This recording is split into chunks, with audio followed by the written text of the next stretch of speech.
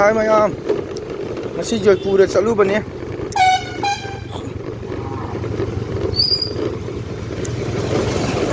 Joypur da aiga Salubani. Koyamda Joypur Bazar Joypur da Salubani aigi saiga kuna undurangde maningda phammi aiga maga Joypur Saluba mayumda ado haji Joypur de thole ado haji Joypur ki lambi ni ai chalise Joypur lambi ni undurangde ado aiga maga ni Joypur Bazar tawre amtang jangan jalake mayam da si Joypur lambi ni ngasi nong chubuduga isingna lore Joypur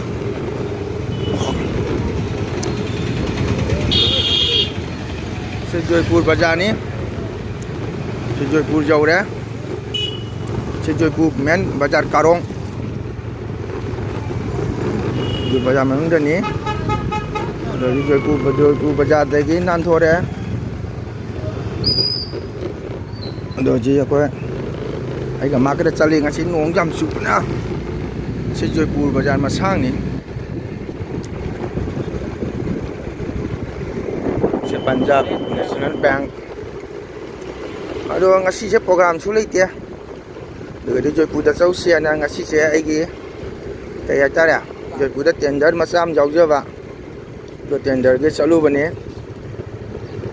ai ga market cali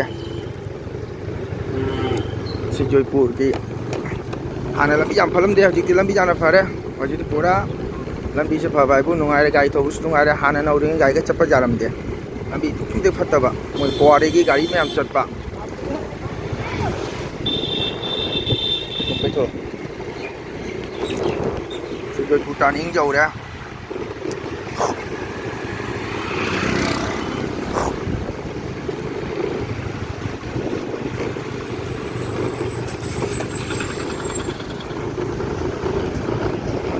ai pola pul jauh raga mayam tamu ai jangan jarak ya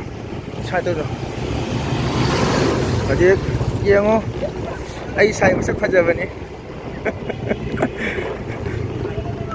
ai ga maga chali me angang singile hore nong chu bani na chapa jadra mina ado ai hoji Joypur dei lan thok tana pola pul jawrani pola pul jawraga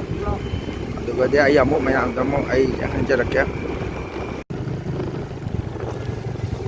si Kamangga jauh deh si Kamangga hek si dia hau deh si Kamangga turning hek si kondo moy alu kun naik tar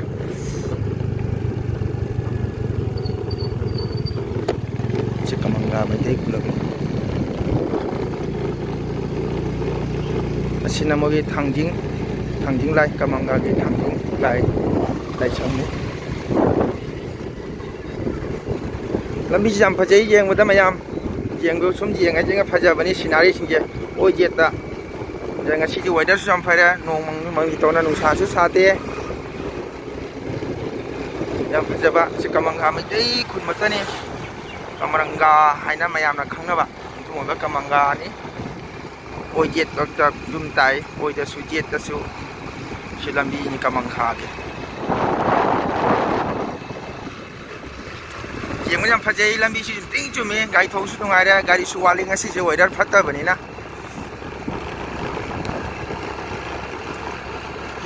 atana mayam sum jeng mada nungai tra su sum ai bu nung si do sum jeng biu ai gi video si ai ji gari thau thong nam ja bani koi video se jang wana thau ja bani gari thau thong na video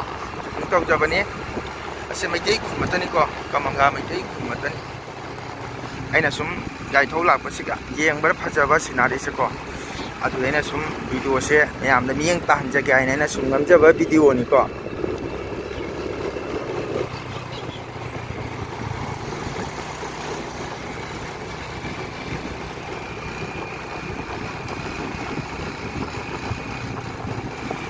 aje Kamangga rail crossing jau re fiber rail crossing se ko di Arunachal Daina ꯑꯩꯈꯣꯏꯒꯤ ꯖꯤꯔꯤ ꯍꯥꯏꯗꯤ ꯏꯝꯐꯥꯜ ꯌꯧꯔꯦ ꯍꯧꯖꯤꯛꯇꯤ ꯏꯝꯐꯥꯜꯃꯛꯇꯤ ꯌꯧꯗ꯭ꯔꯤ ꯍꯧꯖꯤꯛ ꯃꯣꯏ ready ꯇꯧꯔꯤ ꯑꯗꯨꯅ ꯁꯤ ꯀꯃꯪꯒ rail crossing ꯁꯤ ꯔꯦꯜ ꯀ꯭ꯔꯣꯁꯤꯡꯅꯤ ꯀꯃꯪꯒ ꯔꯦꯜ ꯀ꯭ꯔꯣꯁꯤꯡꯅꯤꯁꯦ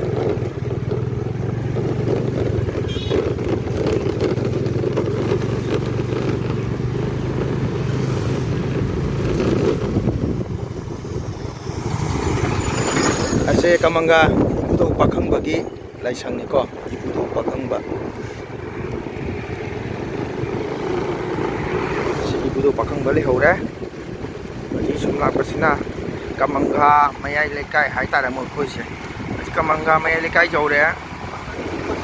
अदुगदि मयाई लेकाई की इमा रूपोश्वरी मंदिर असेम तंगाई मयामदा जेंहनजगे असे कमंगा रूपोश्वरी इमा की मंदिर निको से मंडप से कमरंगा कमंगा है खंगनबा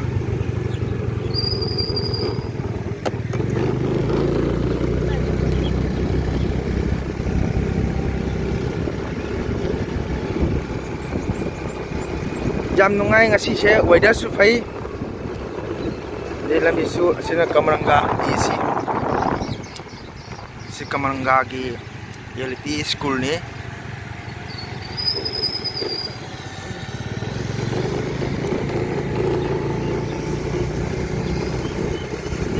si jam phajai ngasi weather su kam phawai tara adana mati ma chakalaga di khoi gi कमंगा Kasar विजय गोविंद मंदिर जौरनी मैम खंगबा कसार मणिपुर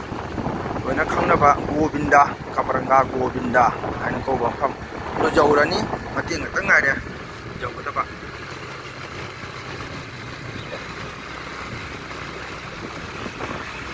सिना कमंगा की चस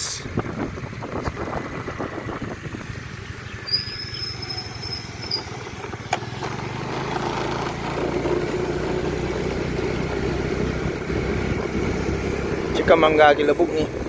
असना कमंगा रेल क्रॉसिंग